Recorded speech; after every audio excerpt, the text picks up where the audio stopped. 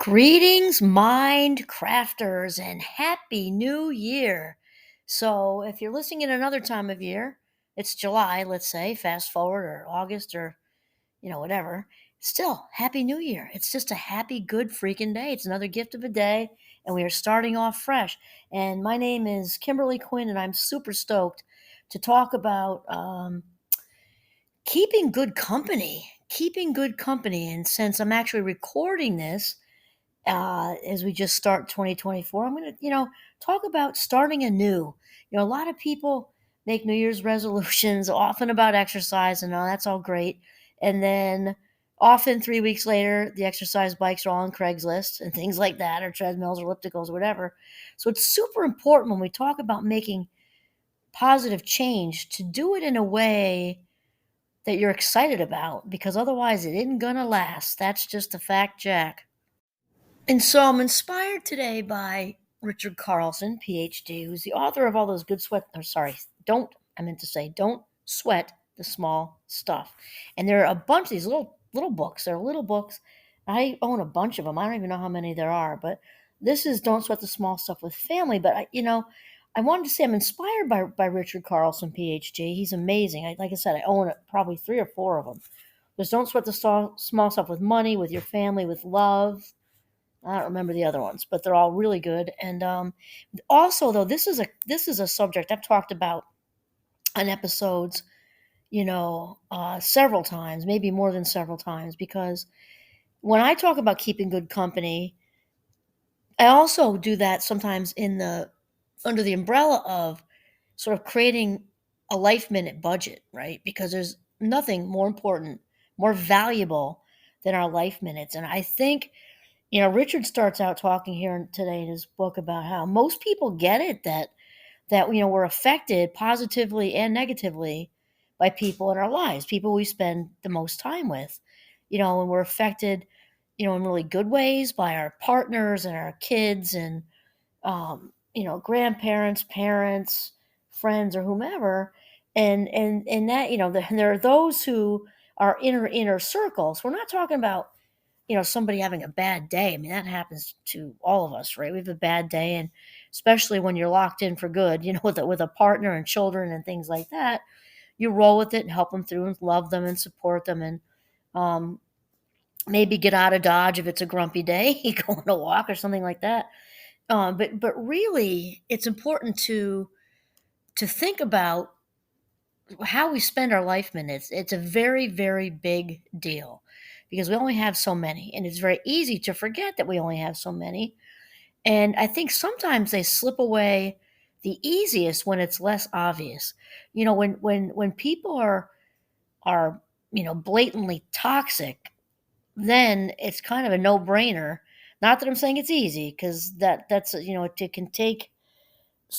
can take a ton of support to break away from a toxic person. That isn't really where I was going with that, but it's kind of that a no brainer that I don't need to spend time with this person. Maybe I need to have no contact with this person if they're just damaging, destructive narcissist or something.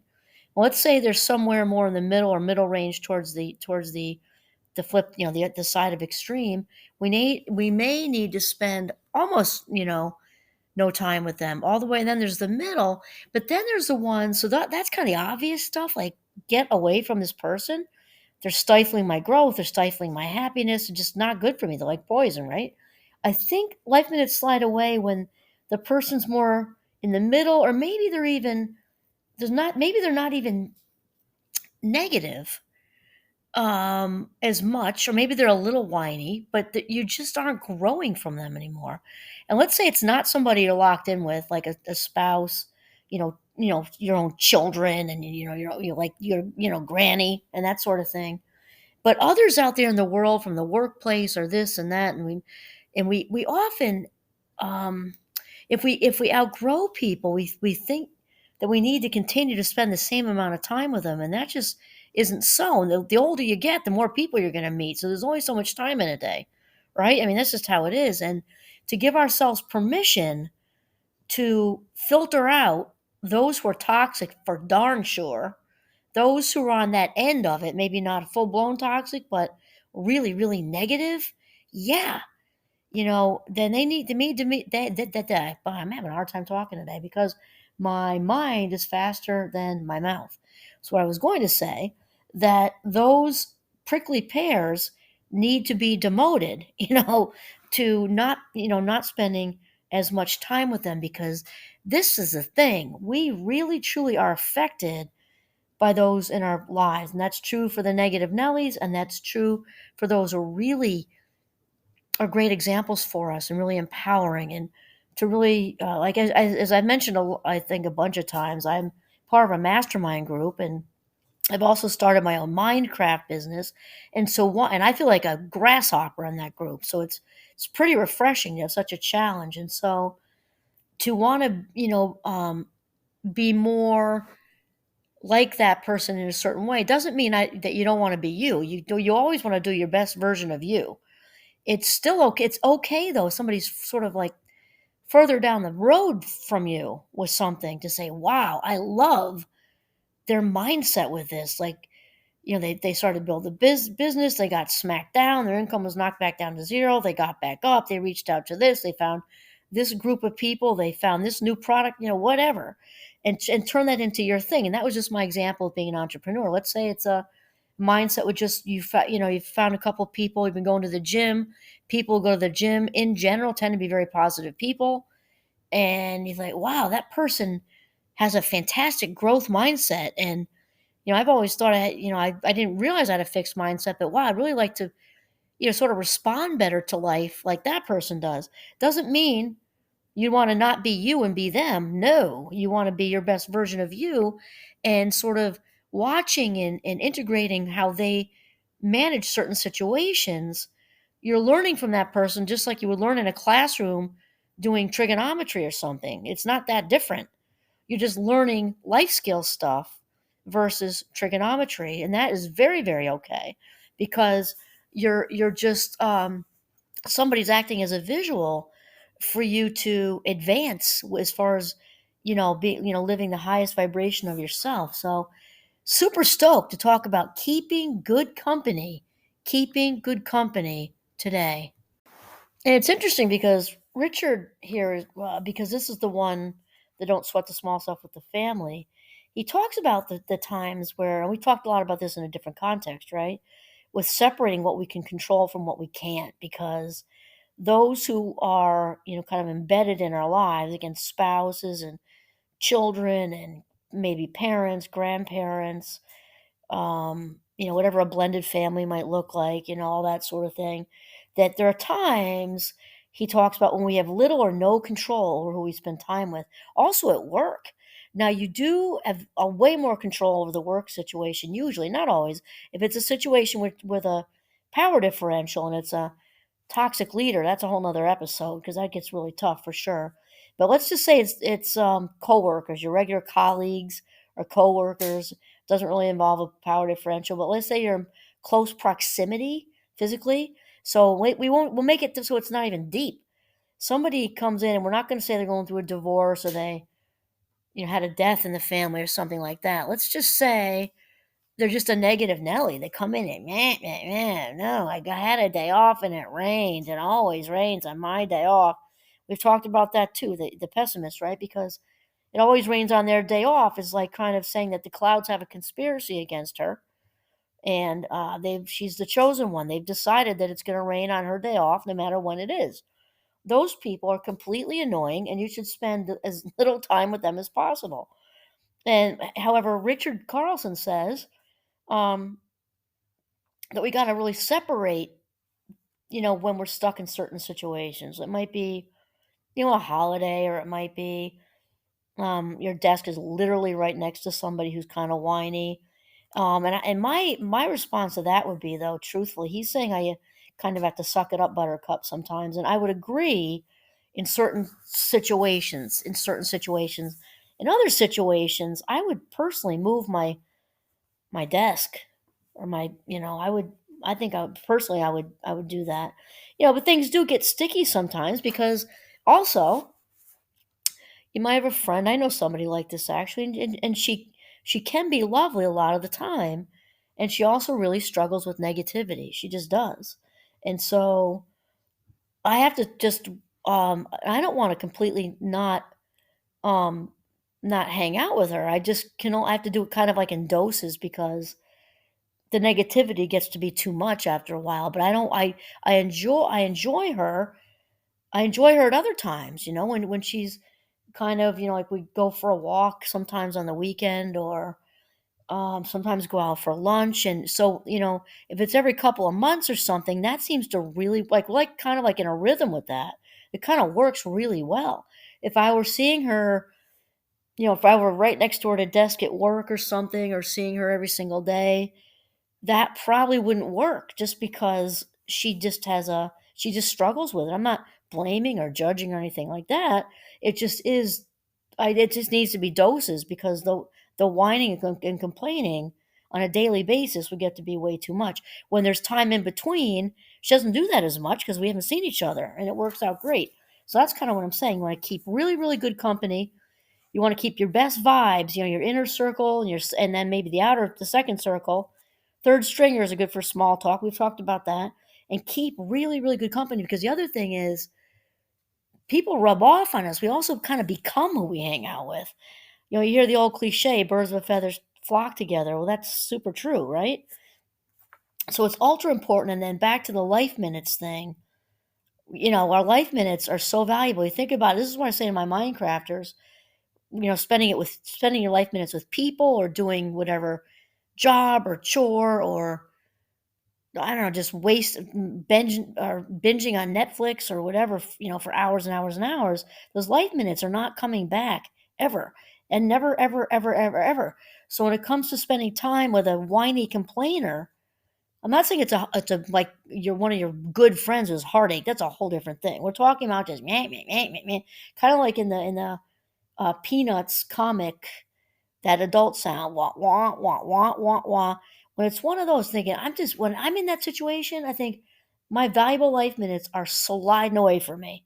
And I'll just very politely and respectfully find a way out. Like, beam me up, Scotty, because they're not coming back and that's it. And so look at it as I tell my Minecrafters, you want to spend your life minutes as if they're cash. And you wouldn't, spend 200 bucks on a yard sale sweater that has, moth holes in it. You just probably would not. You wouldn't take $100 bill and light a match to it. Probably would not. Well, why would you spend, unnecessary life minutes with a whiner and complainer? Again, we're not talking about genuine heartache and not going out of your way for people. That's not what we're talking about. Just people taking up oxygen that they just don't need to be, saying all this negative, yeah, yeah, yeah, yeah, yeah, yeah. They can go do that alone someplace. And that old cliche of misery loves company is not a thing. Misery loves miserable company, and they try to lower your vibe. And no way do we want to, jump off our high flying disc and lower our vibe just so we can commiserate with them. No. And again, authentic helping of a friend is not the same thing, and that wouldn't lower your vibe. Actually, if it was authentic and it was mindful giving versus mindless giving, that would actually energize you to help a good friend through something. It doesn't mean you wouldn't, if you really, of course, you really love them, you're going to feel sad for them. They just had a death in the family or they had a bad breakup. You're going to obviously, be empathetic and sit with them and listen and listen and listen and just listen. We're talking about the people just spewing negativity. I personally have zero tolerance for that. Maybe the more seasoned I get, and I'm always polite and respectful, of course, polite and respectful with kindness. But man, beam me up, Scotty.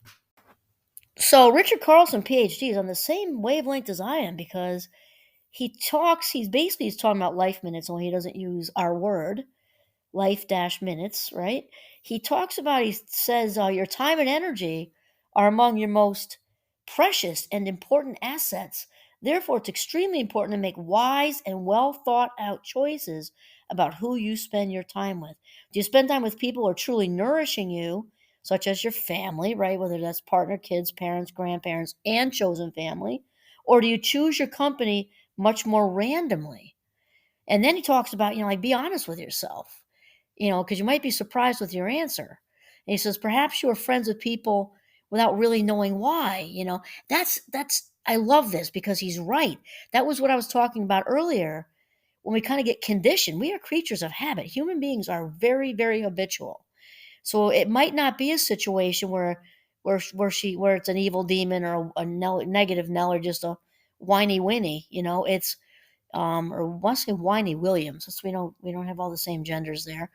That just this negativity that I think it's often when it's more subtle. That's when we have our life minutes stolen.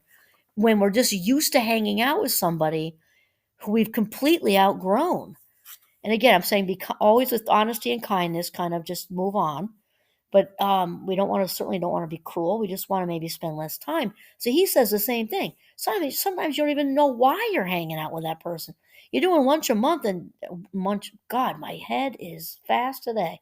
You're having lunch once per month. I'm not even going to edit. You know why? I'm not going to edit that because we call it human. And anybody who's in the Fast Mind Club who's listening will feel validated. So I'm going to leave that alone, actually. So you might be hanging out with friends not even knowing why. You just spend an hour of your life minutes there talking about NASCAR, or I'm just saying that because I'm not a huge NASCAR person. If you're a NASCAR person, you have to pick a different example. We're talking about something you just have absolutely zero interest in for a lengthy period of time, and they're wanting an hour and a half of your life minutes. No way. Imagine if you're 80, 90, 100 years old and you could have that hour and a half back. Imagine what you could do at 90 with an hour and a half, even if it's just sitting in a comfortable lounge chair with a book and a glass of wine. You want to give it to some negative person sucking the air out of the atmosphere? No. Sometimes it's out of laziness. Maybe we might know that they're a little bit annoying, or maybe they're not even annoying, but you just don't have anything going on as far as anything interesting. There's no growth happening. No joy is brought to you or you to or them to you to them, maybe either. It's just kind of this habit. And so the laziness thing goes into it too. And then Richard brings up perceived convenience. Sometimes people spend their valuable life minutes with people doing things they don't want to do, people they don't want to be with, doing things they don't want to do at all because it's convenient. The person I really want to see lives an hour and a half away, so I'll be with you instead. Of course, you don't say that; that would be horrible. But it comes down to habits and simply not just like laziness with anything else. We can be lazy in relationships, and when we're lazy in relationships, we are not living deliberately, which is the Minecraft way. Minecraft is all about being the boss of your brain, grabbing life by the ass, right, and living deliberately. And laziness can trickle in anything, right? Work life, personal life, mowing the lawn, and also it's like get super, super tall if you're lazy with that. And it's kind of like in a metaphorical way, relationships can get overgrown with too because of the laziness or of trimming and weeding out those you just don't need to allot that number of life minutes to anymore. Very, very, very important. So Richard's talking about the same thing. He's not saying just go and break off friendships that you actually value. It's the opposite of that, right? And again, we're not saying anything involving unkindness. Absolutely not. Kindness and respect, but and just to do kind of relationship inventory because again, there's so many life minutes in one day. So if they're full of if you're spending all kinds of time with people that you've outgrown, you don't have a lot of time left for just you for one, and the people who you bring joy to them and they bring joy to you. And Richard goes on to like, do you have the same values? All these questions you really need to ask yourself that. Um, and he also, again, we're not talking about judging anybody too. I didn't really mention that word in there. I think it was kind of implied with what I said, since we're talking about being kind and respectful. We're not judging them and saying they're not as good as us anymore, or so and so went off to, I went off to college as you, so I went off to college, and now so and so person went to a different route, maybe didn't go to college, started working right away, did something different, right? Went into the military. It's all the same. It's all valuable. It's all the same value because we're all inherently worth something. No one is saying that what I did is better than what you did, and that's why I've outgrown you. No, absolutely not. Everybody's doing their thing, and that's the important thing. So we're not talking about judging or looking down our nose like, "Ooh, I've outgrown you." No, absolutely not. It's just something that happens naturally. They've gone in their direction, you've gone in your direction, and maybe you're just And maybe you've gone off in a way and doing something entirely different than from what you used to do when you knew them. And now it really excites you. Maybe gone into the military and taken off with it, and you're doing all these cool things and, flying helicopter, who knows, helicopters or whatever. So the important thing is to just realize that we only have so many life minutes in the day, and to create a budget with it and stick to it. Really kind of go through and, in general, weed out, think about where your time's going, where your life minutes are going, and just, reallocate those precious resources to do things, to spend time with people and do things that really fill you up and make your heart sing.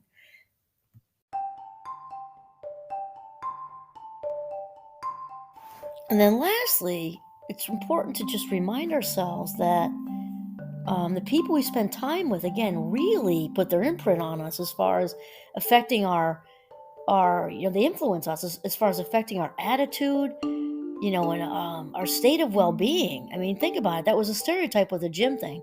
Doesn't mean somebody that goes to the gym every other day isn't crabby. Probably, though, you will find lots of positive people, on sports teams and gyms, and in different positive places. People that, even book clubs, or I don't know, but you're going to find people that are interested in learning, interested in self-improvement, interested in their health, interested in, learning new information. And, when we hang around people, who have it going on as far as self-improvement and positivity, that's going to really influence us on a daily basis. So it's important to kind of, cherry pick who you spend the most time with. Okay, excellent place to wind up. This is Kimberly Quinn signing off from the beautiful, very chilly northern Vermont. Have a mindful day.